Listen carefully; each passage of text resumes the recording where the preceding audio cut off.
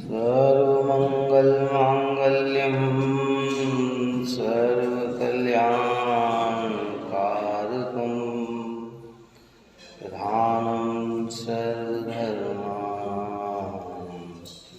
जैनं जयकुशासनं जैनं जयकुशासनं जैनं जयकुशासनं। नमो समयसाराय अनुभूतियार्थकास्ते चित्स्वभावाय भावाय सर्वभावान्तरचिदे सर्वभावान्तरचिदे सर्वभावान्तरचिदे।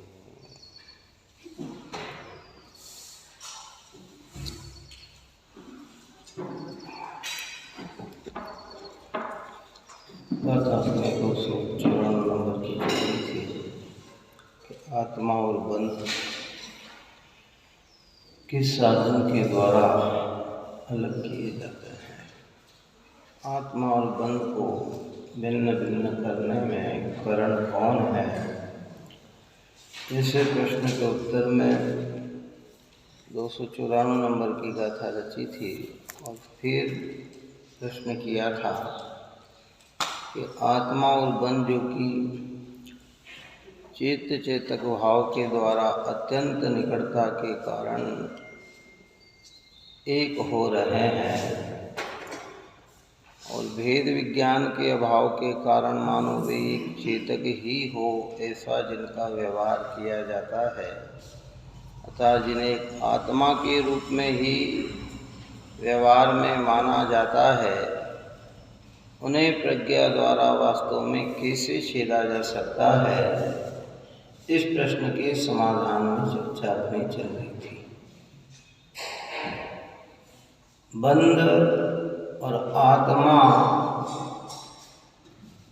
बंध अर्थात मोह राग द्वेष के जितने भी परिणाम हैं, द्रव्य बंध पौद्गलिक है, भाव बंध चैतन्य की विकृतियाँ है जिसे हम मोह राग द्वेष कहकर संपूर्ण भाव गर्भित करते हैं। ये और चेतन, ये दोनों है तो भिन्न भिन्न, लेकिन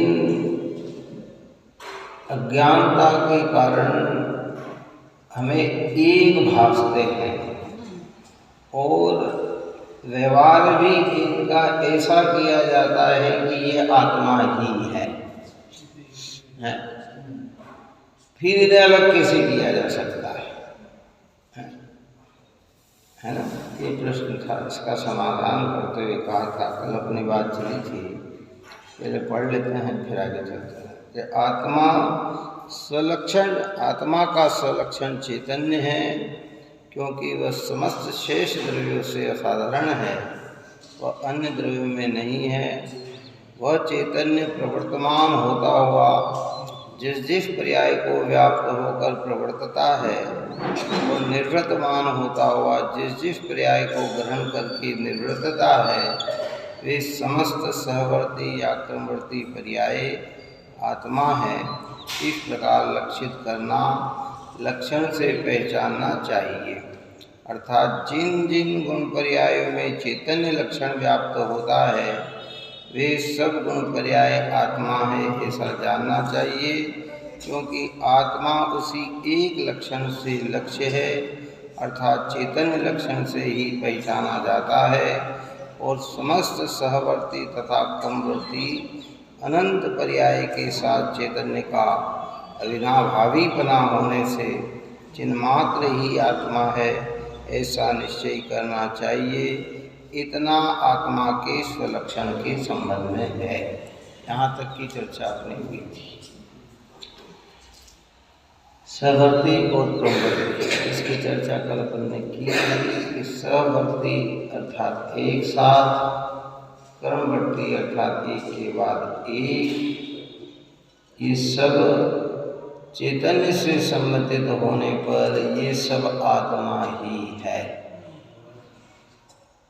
उत्पन्न होती है, विलय होती है, वह सब आत्मा ही है। विलय का मतलब पर्याय व्यय।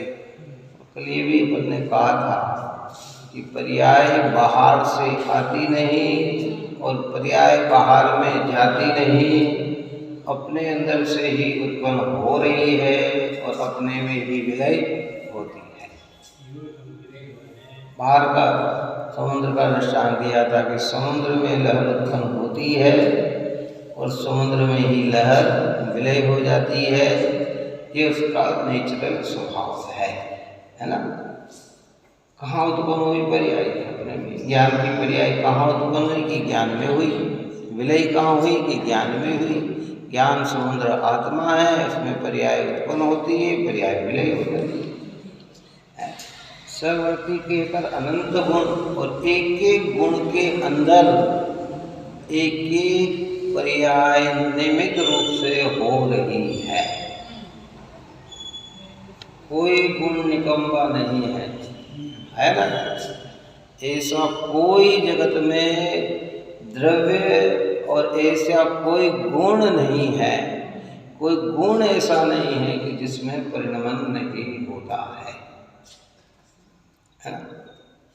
कोई द्रव्य ऐसा नहीं है कि जिसमें परिणमन नहीं होता है। कोई गुण ऐसा, कोई द्रव्य ऐसा नहीं है जो अपने को छोड़कर अन्य का कार्य करता हो है। अज्ञानता में हमने मान लिया वो एक अलग विषय है, लेकिन वस्तु स्वरूप तो ऐसा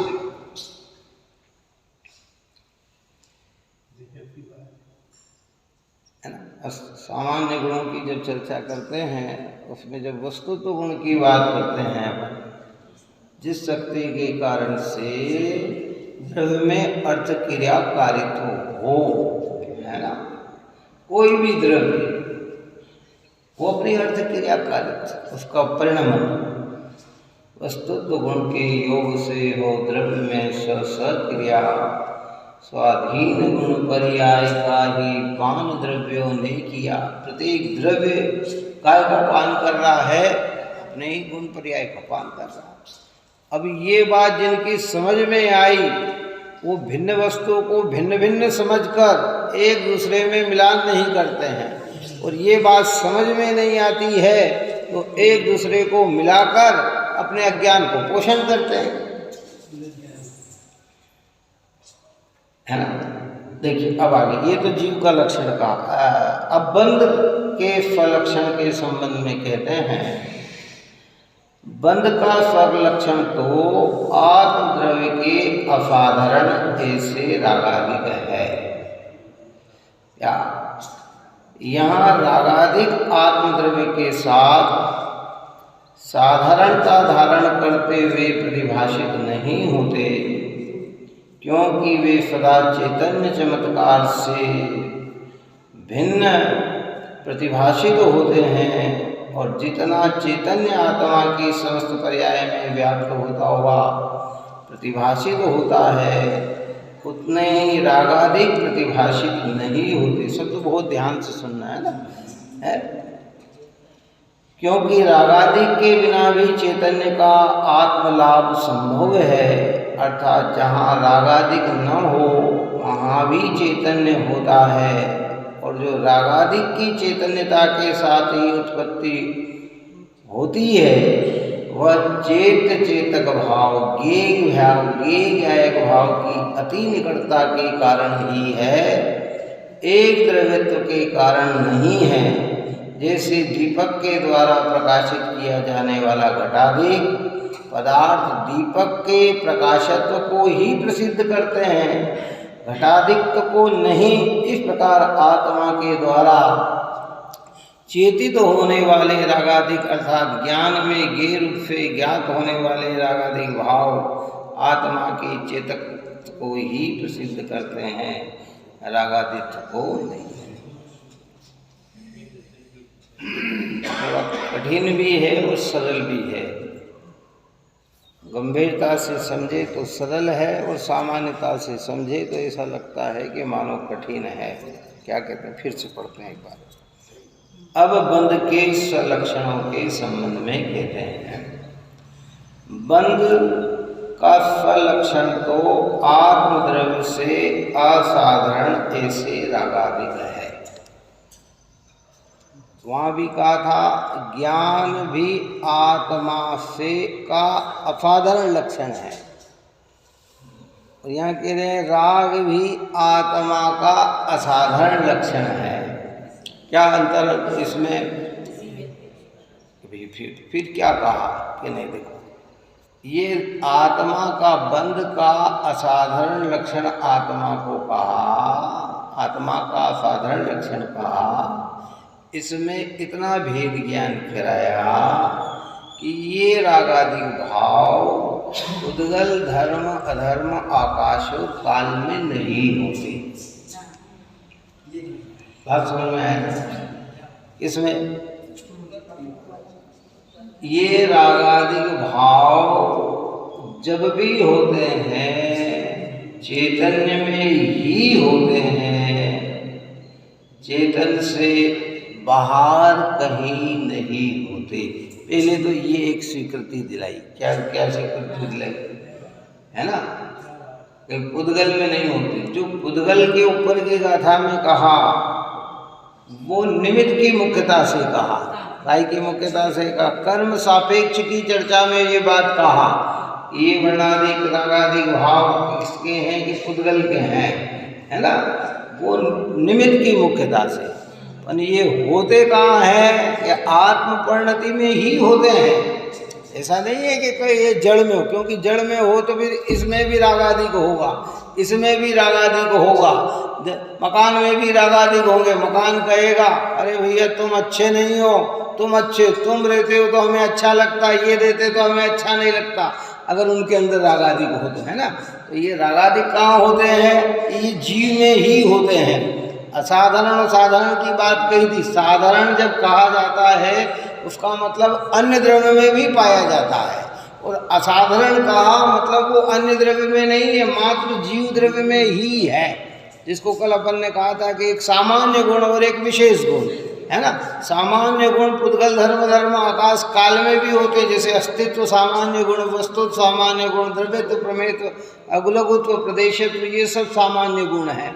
ये अन्य में भी पाए जाते हैं, जीव में भी पाए जाते हैं। लेकिन रागादिक पुद्गल में नहीं पाया जाता। रागादिक कहाँ पाया जाता? आत्मा में ही पाया जाता है। पुद्गल का कहा वो निमित्त सापेक्ष कथन किया गया है। परमाणु से उसकी उत्पत्ति आत्म की परिणति में होती है, पर वो आत्मा का स्वभाव भाव नहीं है, विभाव भाव है, भिन्न करने से भिन्न हो जाता है। इसलिए वह आत्मा का ओरिजिनल लक्षण नहीं है। आई बात समझ में नहीं आती? प्रतीति का विषय ज्ञायक है, ज्ञान है, राग नहीं है। क्या? पर राग ज्ञान का विषय ही, क्योंकि ये चैत्य है और आत्मा चेतक है। ये दोनों में अति निकटता है। आधा ही समझ में नहीं है। देखो क्या कहते हैं, धारण करता हुआ यह रागादिक आत्मद्रव्य के साथ साधारणता धारण करते हुए प्रतिभाषित नहीं होते। अब यहाँ कहते हैं कि ये जो है ना, जैसा चैतन्य आत्मा में साधारणता प्रतिभाषित होता है, ऐसा राग आत्मा में साधारणता प्रतिभाषित नहीं होता है। तो आत्मा के अंदर, और उसका दृष्टांत दिया कि अगर ये हो फिर अरिहंत में भी क्या होना चाहिए? राग होना चाहिए। सिद्ध में भी क्या होना चाहिए? राग होना चाहिए। लेकिन ज्ञान अरहंत और सिद्ध में है, राग नहीं है ना। मुनिराज भी उत्कृष्ट पुरुषार्थ करके अपने ध्रुव को लक्षित करके अपने परिणति को ध्रुव में डुबा देते हैं। उनकी परिणति में भी उस समय राग दिखता नहीं है। ज्ञान तो वहाँ भी है। कहाँ है ना? ये रागादिक नहीं, ये रागादिक बंध भाव है और ज्ञान स्वभाव भाव है। इस लक्षणों के द्वारा है। और जितना चैतन्य आत्मा की समस्त पर्यायों में व्याप्त होता हुआ प्रतिभाषित होता है, उतने ही रागादिक प्रतिभाषित नहीं होते। बस ये जितना ज्ञान प्रतिभाषित होते दिखाई दे रहा है ना, उतना राग प्रतिभाषित होता हुआ नहीं दिखाई देता, क्योंकि रागादिक के बिना भी चैतन्य का आत्मलाभ संभव है। अब इतनी कठिन बात नहीं है, बहुत सरल बात है। क्या है? रागादिक के बिना भी आत्मा का लाभ संभव है, और उसके मुख्य प्रैक्टिकल तो अरहंत और सिद्ध भगवान है, और सामान्य में सम्यक दृष्टि से लेकर मुनिराज पर्यंत गणधर देव तक आए। जब वे भी अपने अंतरंग में जाते हैं तो परिणति में उनके भी उस समय दिखाई देने वाला हो, जो सत्ता अपेक्षा पड़ा उसकी बात नहीं कर रहे हैं, दिखाई देने वाला वो राग उन्हें भी वहाँ दिखाई देता नहीं है, राग देश वहाँ भी उनके होते नहीं है। इसलिए राग आत्मा का वास्तविक लक्षण नहीं है, ये राग बंध का लक्षण है। किसका लक्षण है? बंध का। बंध और आत्मा में चेतक भाव होने से जिस समय राग है उस समय ज्ञान भी है? क्या है? वो राग ज्ञान को ही प्रकाशित करता है। किसको प्रकाशित करता है ना? लेकिन अज्ञानी क्या करता है? ज्ञान को करता है गौण और राग को करता है मुख्य। राग में जोड़ता है अपनापन और ज्ञान को मान लेता है पराया। बस यही तो उसकी भूल है, भ्रांति यही तो चल रही है हमारी, और क्या चल रही है। और ज्ञानी के भेद ज्ञान प्रकट होने में राग ज्ञेय बन जाता है, और ज्ञान में प्रतीति आ जाती है कि ज्ञान मात्र मैं, राग मात्र बंध। ये बंध मुझसे भिन्न है, भिन्न जानकर भिन्न करने का पुरुषार्थ प्रकट होता है, और जब पूर्ण पुरुषार्थ हो जाता है तो राग और बंध पूरे अलग अलग हो जाते हैं। और क्रम यही है, दूसरा कोई क्रम नहीं है भाई। देखो, आज करें तो ये करना, पूर्ण सुखी होने के लिए कल करे तो यही करना। हमारे मोदी जी कहते थे, बाबू आज करे तो ये करना, कल करे तो ये करना, और संसार में घूम फिर कर संसार से हटता जाए, और मोक्ष की इच्छा हो जब करना तो यही करना। इन्हें दिखावटी तो मैं थोड़ा और घूमूंगा संसार में, कि कोई बात नहीं, और घूम ले, तेरी अगर इच्छा हो तो और घूम ले। वास्तविक सुख की प्राप्ति अगर तुझे करना है तो करना यही है कि बंध को आत्मा से पृथक करना है। क्या? जितने भाव सुबह से लेकर रात तक, रात से लेकर सुबह तक, ये जितने भी परिणाम, ये बंध और इसके साथ चलने वाला ज्ञान, वो ज्ञान ज्ञायक और ये ज्ञेय है ना, है ये चेतक, ये चैत्य और मैं चेतक। अब इतनी निकट, इतनी सूक्ष्मता है कि हमें एक ही भाषित होते, और व्यवहार भी ऐसे ही किया जाता है। औदिक भाव किसके? कि जीव के, यही व्यवहार किया जाता है। यद्यपि व्यवहार प्रारंभिक भूमिका में स्थापित किया जाता है, समझाया जाता है। अनादि संसारी जीव है, अनादि काल से ज्ञानी जीव हैं आप और हम, तो स्थूलता से समझते हैं, तो स्थूलता से आचार्य समझाते हैं। तो धीरे धीरे धीरे धीरे धीरे, क्यों? छोटा सा बच्चा हो ना, छोटा सा बच्चा जिसने जन्म लिया हो, 6 महीने का हो, 8 महीने का हो, 10 महीने का हो, तो उसे क्या समझाया जाएगा? बुद्धि, व्यवहार समझाया जाएगा कि निश्चय। पहले तो उसको मनुष्यत्व बताएगा, तो बच्चा है, तो छोटा है, तो ऐसा है, तो वैसा है? फिर स्कूल जाएगा, है? फिर धीरे धीरे समझ में आएगा, तब समझ में आएगा कि अरे मैं ये नहीं, मैं तो क्या हूँ? आत्मा है। ज्ञान का विकास होगा। इसलिए हमारे यहाँ का है कि सम्यक्त लेके कोई आया हो तो बात अलग है, वो पंचम काल में सम्यक्त लेके कोई जन्म लेता नहीं, तो सम्यक्त के संस्कार पढ़ते हैं तो 8 वर्ष की, मतलब उसकी भूमिका, योग्यता यहाँ तैयार होती है, उसके पहले उसकी भूमिका तैयार होती नहीं है। ज्ञान क्षुत्सम बढ़ सकता है, लेकिन भूमिका कहाँ प्रकट होगी? 8 वर्ष तो उसे कम से कम लगेंगे ही लगेंगे। उसके बाद ही उसमें सम्यक्त की, हाँ, स्वर्गों में ऐसी व्यवस्था नहीं है, स्वर्गों में ऐसी व्यवस्था नहीं है, क्योंकि वहाँ तो अंतर्मूर्त में देह तैयार होती है कितने, और अवधि ज्ञान से युक्त हो जाता है कौन, तो सूक्ष्म ज्ञान तो उसके पास इतना है ही, लेकिन यहाँ तो बुद्धि का क्या है, क्रम क्रम से ही विकास है ना, कहाँ विकास है, क्रम क्रम से विकास है।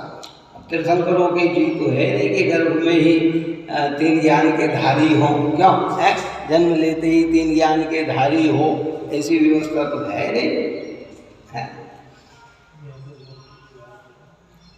यहाँ किस तरह के भी धीरे धीरे धीरे धीरे धीरे धीरे क्या, इसलिए यहाँ कहते हैं अर्थात जहाँ रागादिक ना हो वहाँ भी चैतन्य होता है, और जो रागादि की चैतन्य के साथ ही उत्पत्ति होती है वह चेतक भाव ज्ञेय ज्ञायक भाव की अति निकटता के कारण ही है। क्या ये रागादि की उत्पत्ति चैतन्य के साथ ही होती है, ऐसा नहीं चैतन्य नहीं हो रहा, क्या है ना। जैसे हमारे यहाँ कहा है ना कि भाई व्यवहार स्थूल दृष्टांत समझे कि इस शरीर में आत्मा है तो ही बोलना चालना होता है, आत्मा निकल जाए तो फिर क्या, फिर बोलना चालना होता है? पर बोलना चालना है वो आत्मा तो नहीं है ना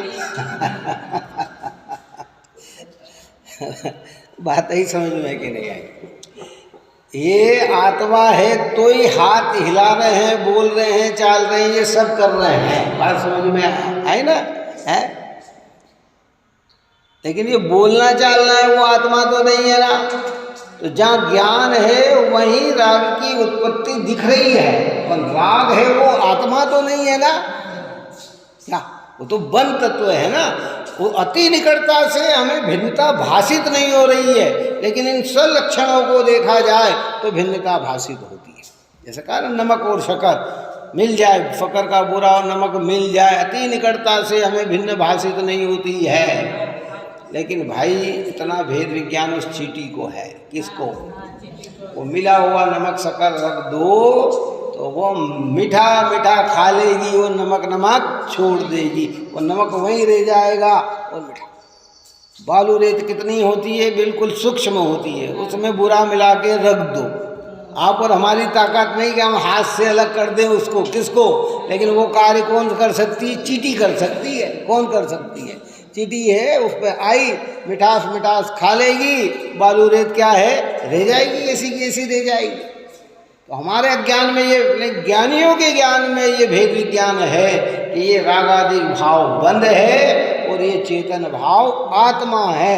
ये अति निकटता होने पर मुझे एक जैसे लग रहे हैं, पर ये एक नहीं है। मैं ज्ञायक हूँ, ये ज्ञेय है, मैं चैत्य हूँ, मैं चेतक हूँ, ये चैत्य है। ये ज्ञान में झलकने वाले हैं और गंभीरता से विचार करें। देखो इनको समझे बिना कुछ नहीं होता भाई, इसलिए अध्यात्म ग्रंथों में कभी कभी इतना उत्कृष्टता में ये कह दिया जाता है कि भाई ये सब तत्व ना समझे और तो व्रत तप शील संयम पूजा भक्ति में लगे रहे तो भी तेरा कल्याण नहीं होगा, ये कह दे। इसका मतलब ये नहीं कि वो नहीं करना, ये करते हुए भी स्वलक्षणों से आत्मा और अनात्मा को समझना। अब वो अज्ञानी उसका उल्टा अर्थ निकालता कि ये करने योग्य नहीं। अरे भाई ये किसने ऐसी बात, जब क्या करेगा जीव, स्थिर न होगा तो राग का ही विकल्प आएगा, लेकिन राग को अपना तो न माना जाएगा ना, क्या है?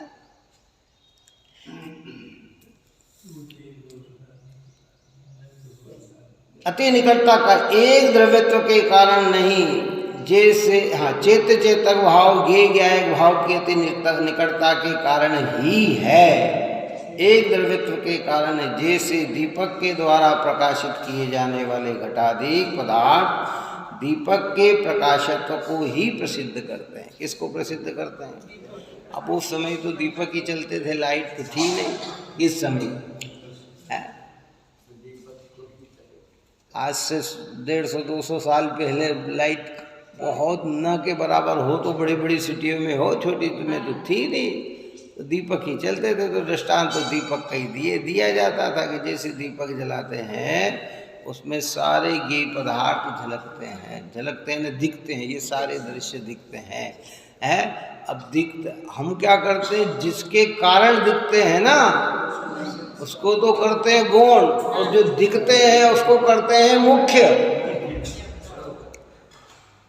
भूल यही हमारी चल रही है कि जिसके कारण दिखते हैं उसको करते हैं गौण, और जो दिखते हैं उनको मुख्य। यहाँ कहते हैं कि वो जो घटपटादि दिख रहे हैं वो उस प्रकाशक को ही प्रसिद्ध करते हैं, दीपक को ही प्रसिद्ध करते हैं। किसको प्रसिद्ध करते हैं?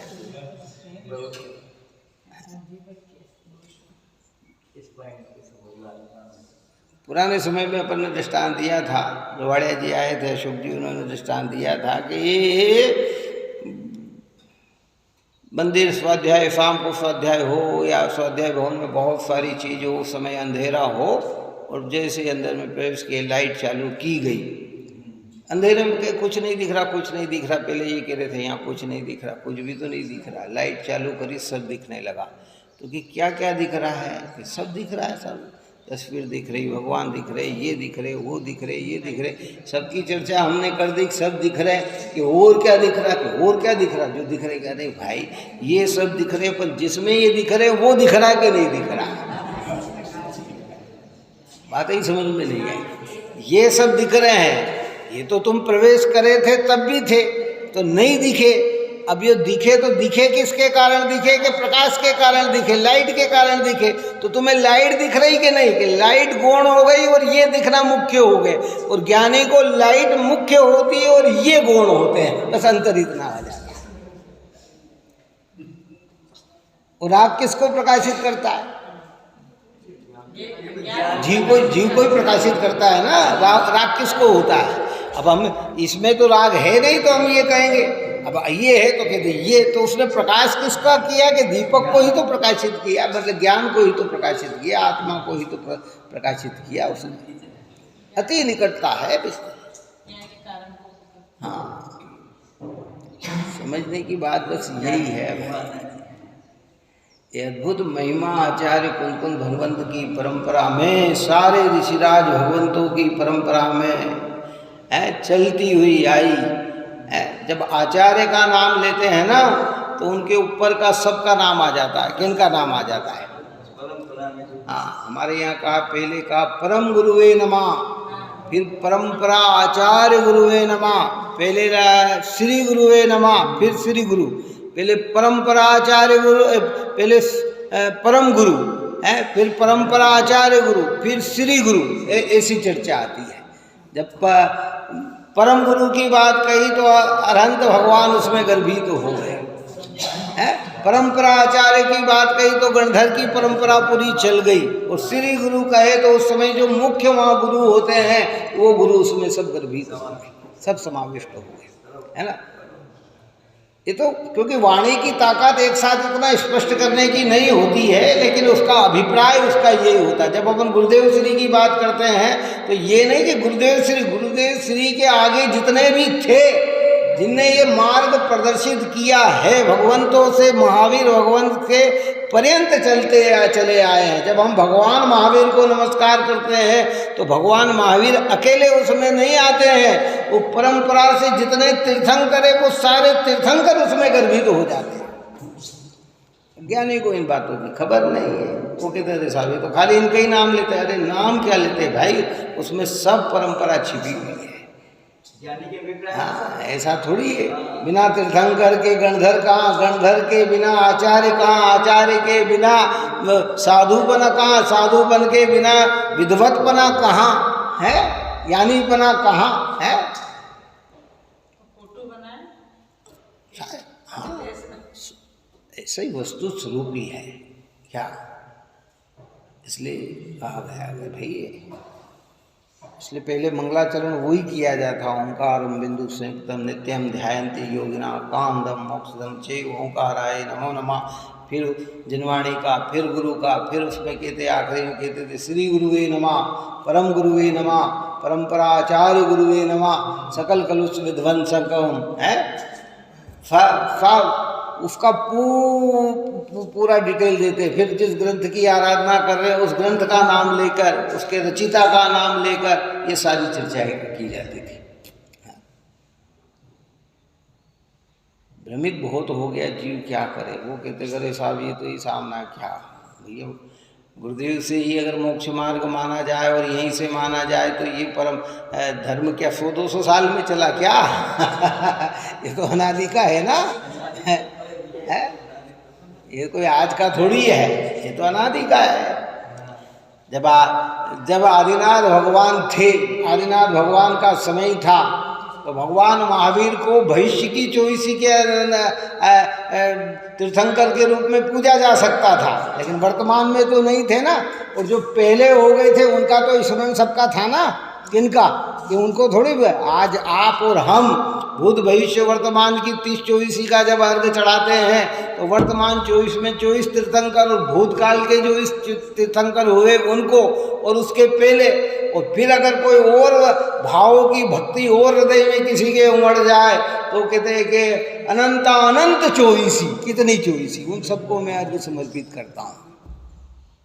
जो अनादिकाल से आज तक जितनी 24 हुई हे भगवंत में सबको हो। और सामान्य शब्दों में कहा जाए तो जितने भी भगवंत आज तक हुए हैं मैं सबको वंदन करता हूँ। उसमें सब समाविष्ट है। इसलिए ये अति निकटता के कारण है। नहीं, जैसे दीपक के द्वारा प्रकाशित किया जाने वाला घटाधिक पदार्थ दीपक के प्रकाशत्व को ही प्रसिद्ध करते हैं, घटाधिक को नहीं। इसी प्रकार आत्मा के द्वारा चेतित होने वाला रागाधिक अर्थात ज्ञान में ज्ञेय रूप से ज्ञात होने वाले रागाधिक भाव आत्मा के चेतत्व को ही प्रसिद्ध करते हैं, रागाधित्व को नहीं। किसको प्रसिद्ध करते हैं? कि अपने आत्मा को ही प्रसिद्ध, ज्ञान को ही प्रसिद्ध करते हैं। राग और ज्ञान दो द्रव्य नहीं है, दो तत्व है। राग और बंध दो द्रव्य नहीं है, दो तत्व है ना। जैसे है ना, समझ, इसमें बहुत गंभीरता है। इसमें जितना चिंतन करते हैं ना उतना रस आता है। करे क्या बात है, ये दो द्रव्य नहीं है।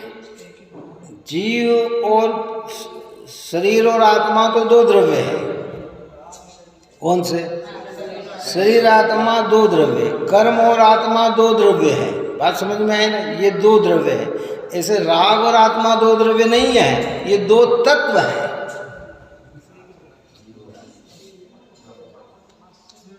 हे आत्मा के अंदर, लेकिन त्रिकालिक नहीं है। बात समझ में आई कि नहीं? हाँ, ये आश्रव तत्व है, ये बंध तत्व है।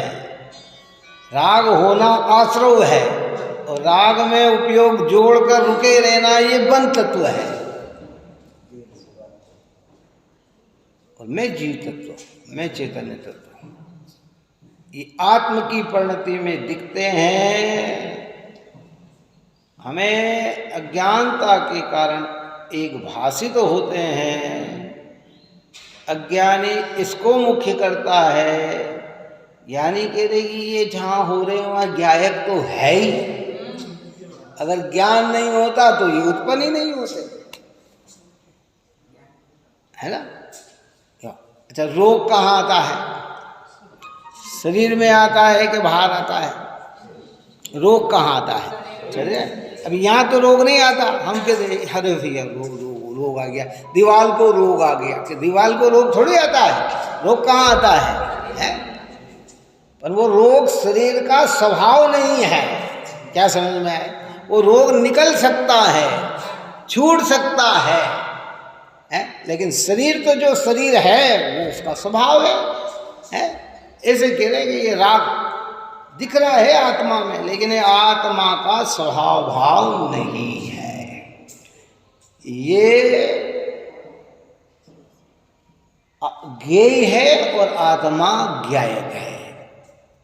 ये चैत्य है और आत्मा चेतक है अति निकटता से। अब इसने किसको प्रकाशित किया? इस राग ने कि ज्ञान को प्रकाशित किया?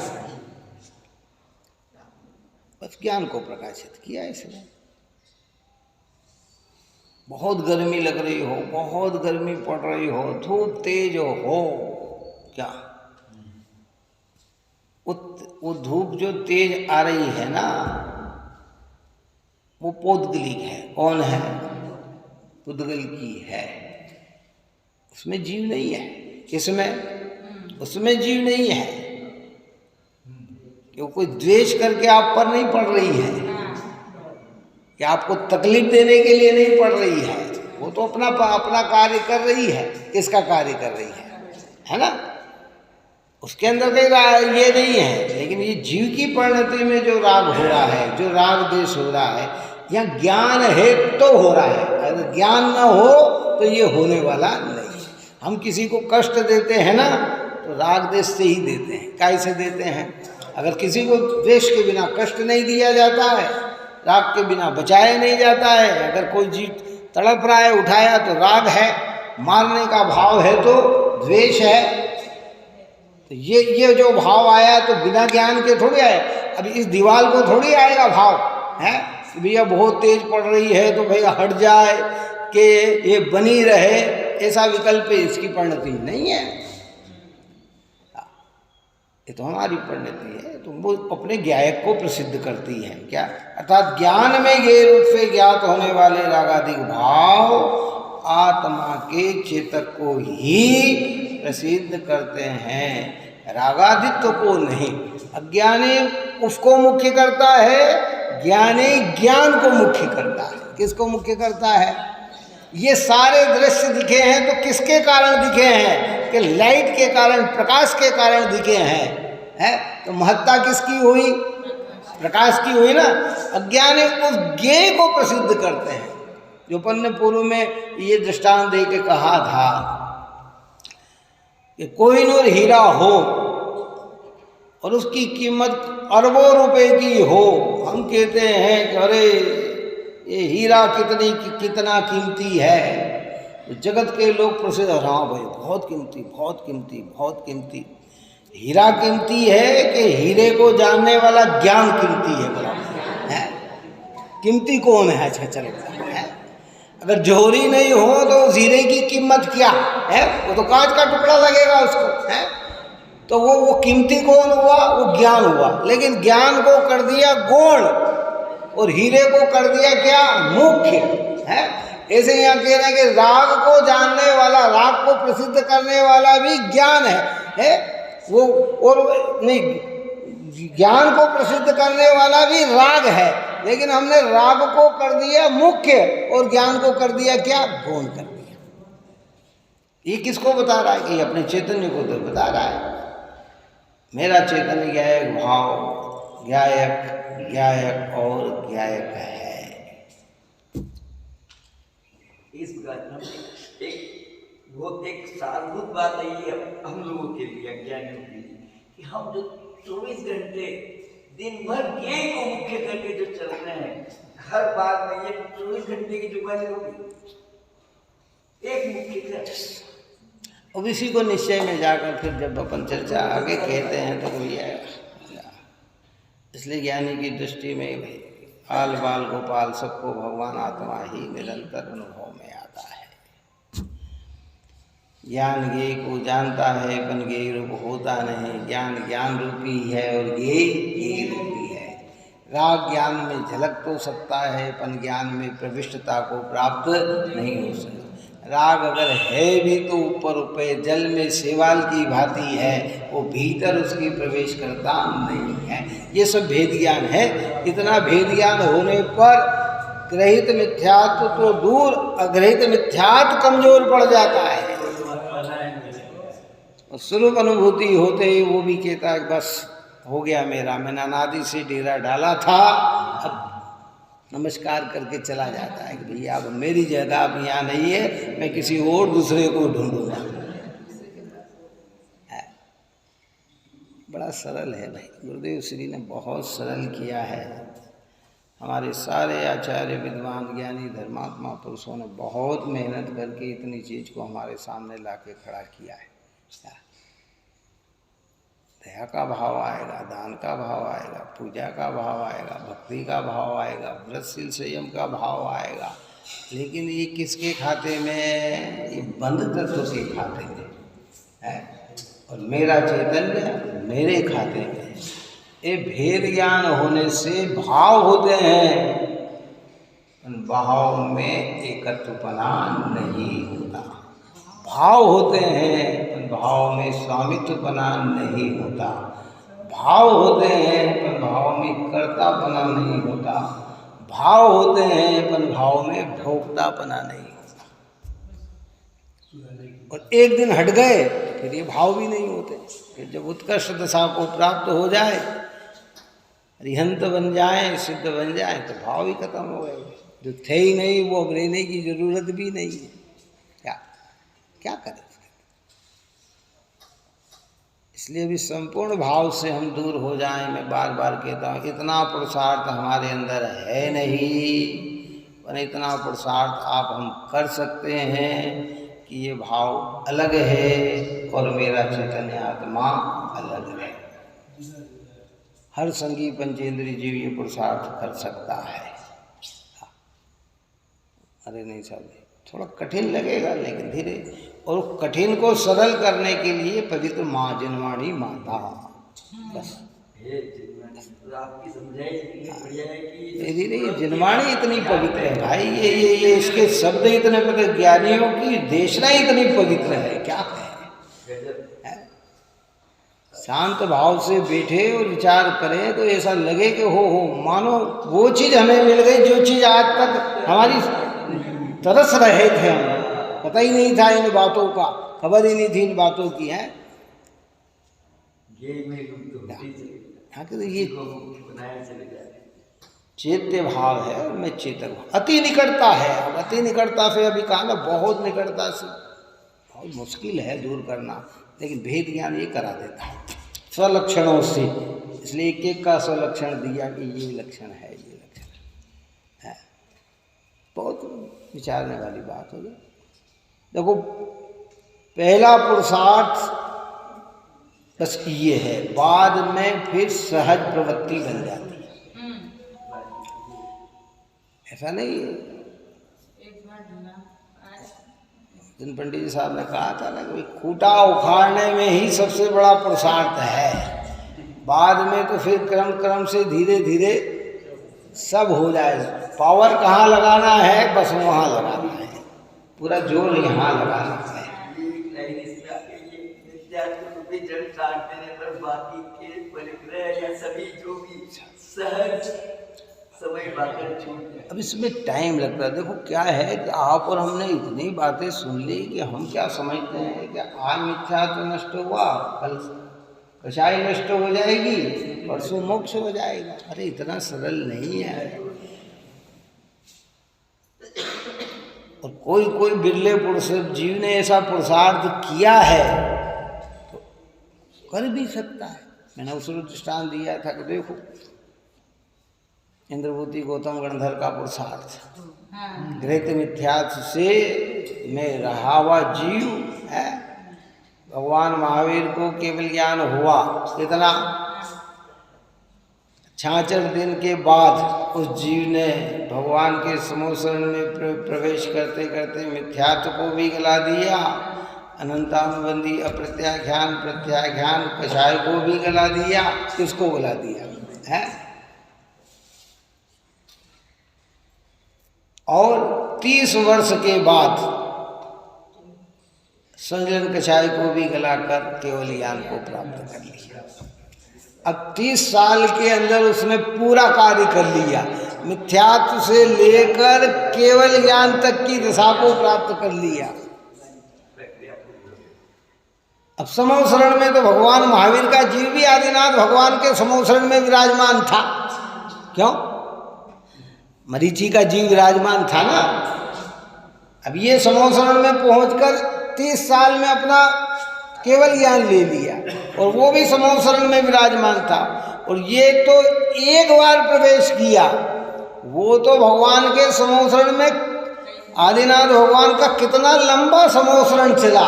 1000 वर्ष बाद केवल ज्ञान प्राप्त हुआ तो 1000 वर्ष कम एक पूर्वांग के बाद जाकर केवल ज्ञान निर्वाण हुआ। तो इतना समोसरण चला भगवान का, कितना आदिनाथ भगवान का, सोचो तो कितनी बार वो समोसरण में गया होगा है, लेकिन उसका पावर नहीं बना। कोई कोई जीव का प्रसाद तेज होता है तो जब है और नहीं तो सम्यक तो होने के बाद भाई बहुत समय भी जीव को संसार में, संसार का मतलब ये नहीं समझना क्योंकि सम्यक दृष्टि दुर्गति में तो जाता ही नहीं है। कहाँ संसार कहते हैं इसका मतलब स्वर्ग से भोगभूमि आया, भोगभूमि से स्वर्ग गया, स्वर्ग से फिर भोगभूमि आ गया, फिर स्वर्ग चला गया, फिर मनुष्य बन गया, फिर तो इसी को ये भी संसार ही है। संसार का अर्थ ये नहीं समझना क्योंकि सम्यक साथ रहते हुए कोई एकेंद्रीय नहीं बनता। सम्यक छूट जाने पर एकेंद्रीय बन जाए तो कोई बात नहीं, पर सम्यक के साथ वाला जीव इतनी गतियों में तो जाता ही नहीं है भाई। और वो जब तक केवल ज्ञान नहीं होता है तब तक वो रहता कहाँ है, यही तो अपनाएगा, क्या करेगा जीव। और कोई उग्र पुरुषार्थी हो तो कर लेता है, जबरदस्त पावर आना चाहिए, एक लगन बनना चाहिए, एक है। अंतिम दृष्टांत देके पूर्ण करता हूँ, समझ गया। मनुष्य जन्म में कोई बालक ने जन्म लिया, आप और हमने जन्म लिया या अन्य कोई आज जन्म ले रहे हैं, तो बोलो उसको चलने में कितना समय लगेगा। चलना है ना, खड़े होने और चलने में कितना समय लगेगा। 8 महीने तो लगेंगे ना, 7 महीने तो लगेगा ना, 10 महीने तो लग। कई तो कहते हैं कि भाई साल भर का हो गया खड़ा ही नहीं हो रहा है, 1.25 साल का होने आया ना चल नहीं रहा, ये भी कहते हैं ना। और कई 8 महीने बाद चलते हैं, 7 महीने बाद चलते हैं। कोई ऐसा तो नहीं कि एक दिन हुआ और दूसरे दिन ही चलने लग गया हो, दूसरे दिन ही घूमने लग गया हो, फिरने लग गया हो, गाड़ी पे बैठने लग गया, इतना तो लगता है। और देवता में बन जाए तो चलने में कितना दिन लगता है, क्या? भगवान महावीर इसका है ना, मेंढक के जीव का दृष्टांत है ना। इधर देव बना और समोसरण में पहुंच गए, क्यों साहब आलसैनिक महाराज पहुंच ही नहीं पाए और ये समोसरण में पहुंच गए कि नहीं साहब अभी अरे वहाँ उसकी योग्यता ऐसी और यहाँ इसकी योग्यता ऐसी, सबकी अपनी अपनी योग्यता है ना। अब कोई एक सोचे कि नहीं साहब पंचम काल में आज हम ये करके न केवल ज्ञान ले लेंगे, तुम्हारी योग्यता ही नहीं है कि तुम केवल ज्ञान ले लो या पंचम काल के अंदर, तो क्या कर सकते हो कि सम्यक्त की योग्यता है और भेद ज्ञान करके व्रत धारण करने की योग्यता और कषाय का आगे अभाव करके मुनि बनने की योग्यता तुम्हारे अंदर हो सकती है, लेकिन परमात्मा नहीं बन सकते। और ये सब बनने के लिए पहले तुम्हें क्या होना कि सम्यक दर्शन होना जरूरी है। और ये पूरा पावर भेद ज्ञान के अंदर प्रकट होता है। इसलिए जीव और बंध को सलक्षणों के द्वारा जानकर उन्हें भिन्न भिन्न किया जाए तो वे भिन्न भिन्न हो जाते हैं। और जब जाना ही नहीं जाए और एक ही माना जाए तो वो भिन्न ही नहीं होते हैं, तो जीव ऐसा का वैसा ही बना देता है। इस प्रकार की चर्चा यहाँ एक ये पॉइंट और पढ़ के कर देते फिर भावार्थ। ऐसा होने पर भी उन दोनों आत्मा और बंध की अत्यंत निकटता के कारण भेद स्वभावना का अभाव होने से अर्थात भेद दिखाई नहीं देने से अज्ञानी को अनादि काल से एकत्व का व्यामोह भ्रम है। वह व्यामोह प्रज्ञा द्वारा ही अवश्य छेदा जा सकता है। बस ये ज्ञान ही है जो उसे भिन्न भिन्न कर सकता है, दूसरा कोई ताकत नहीं है कि उसे भिन्न भिन्न करे। इसलिए आप और हम सब इस सम्यक रूप ज्ञान की यानी प्रज्ञा को, ज्ञान को प्रज्ञा बनाने का प्रयत्न करें। ज्ञान तो आप और हमारे पास है, पर इसे तीक्ष्ण बनाने का प्रयत्न करें। और बंध और आत्मा के बीच में जो अत्यंत सूक्ष्म संधि है उसमें डालें तो बंध अलग और ज्ञान अलग, है ना। इस प्रकार की चर्चा की गई है। भावार्थ के आगे अपन चर्चा करेंगे।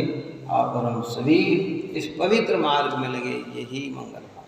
सहजानंदे शुद्ध स्वरूपी अविनाशी हो आत्मस्वरूप सहितानंदे शुद्ध स्वरूपी अविनाशी हो आत्मस्वरूप सहितानंदे शुद्ध स्वरूपी अविनाशी हो आत्मस्वरूप निज में बसाई यह अनंत उपकार है उसके लिए दिनवाणी माँ को वंदना शतबार है वंदना शतबार।